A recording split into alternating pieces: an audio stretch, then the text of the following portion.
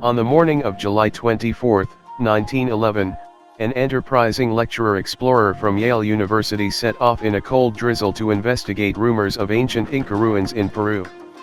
The explorer chopped his way through thick jungle, crawled across a bridge of slender logs bound together with vines, and crept through underbrush hiding venomous fer-de-lance pit vipers. 2 hours into the hike, the explorer and his 2 escorts came across a grass-covered hut. A pair of local farmers walked them a short way before handing them over to a small boy. With the boy leading the way, Hiram Bingham stumbled upon one of the greatest archaeological finds of the 20th century and what was named in 2007 as one of the new 7 wonders of the world, Machu Picchu. What Bingham saw was a dramatic and towering citadel of stone cut from escarpments. Fashioned by men without mortar, the stones fit so tightly together that not even a knife's blade could fit between them. He wondered, what? By whom? For what? Certainly, what he saw was awe-invoking.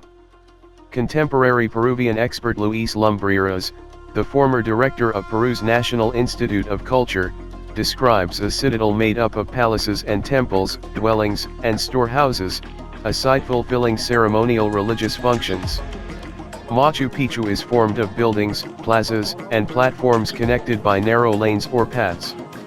One sector is cordoned off to itself by walls, ditches, and, perhaps, a moat built, writes Lumbreras, not as part of a military fortification rather as a form of restricted ceremonial isolation. Modern theories. Modern research has continued to modify, correct, and mold the legend of Machu Picchu. Research conducted by John Rowe, Richard Berger, and Lucy Salazar Berger indicates that rather than being a defensive stronghold, Machu Picchu was a retreat built by and for the Inca ruler Pachacuti. Berger has suggested it was built for elites wanting to escape the noise and congestion of the city. Brian Bauer, an expert in Andean civilization at the University of Illinois at Chicago and a National Geographic grantee, says Machu Picchu, which was built around AD 1450, was, in fact, relatively small by Inca standards and maintained only about 500 to 750 people. One thing is certain, says Bauer, archaeological evidence makes it clear that the Inca weren't the only people to live at Machu Picchu.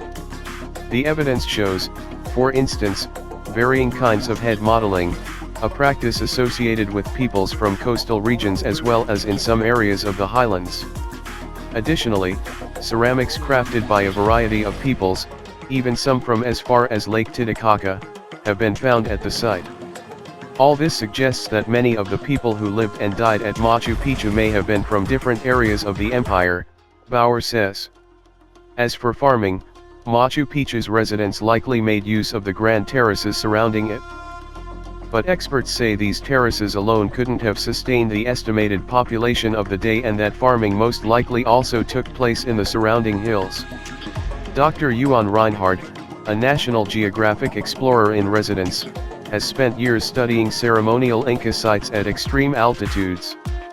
He's gathered information from historical, archaeological, and ethnographical sources to demonstrate that Machu Picchu was built in the center of a sacred landscape. Machu Picchu is nearly surrounded by the Urubamba River, which is revered by people in the region still today. The mountains that cradle the site also are important sacred landforms. Taken together, these features have meant that Machu Picchu formed a cosmological, hydrological, and sacred geographical center for a vast region, Reinhardt says. Machu Picchu today. In September 2007, Yale University agreed to return to Peru some of the thousands of artifacts that Bingham removed to Yale to study during his years of exploration and research. These items were placed in the Unsasi Yale International Museum for the Study of Machu Picchu and Inca Culture, which opened in Cusco in 2011. Being named a modern world wonder as part of a worldwide poll in 2007 was a mixed blessing for the people of Cusco, the former center of the Inca world and the closest city to Machu Picchu. The site is a source of national pride for Peru, as well as a valuable tourist attraction. However, with an increase in international interest comes an increase in pollution, a need for hotels and other facilities, and the need to protect the lost city that, before the past century, the world didn't know existed? It's highly unlikely that researchers will find an archaeological smoking gun that will definitively identify the purpose and uses of Machu Picchu. Scientists, however, continue to excavate and rebuild the site. Modern scientific advances, such as those that re-identified the gender of the skeletons that Bingham found, could help uncover clues to reveal the reasons for its construction, the activities that took place there, and its subsequent abandonment.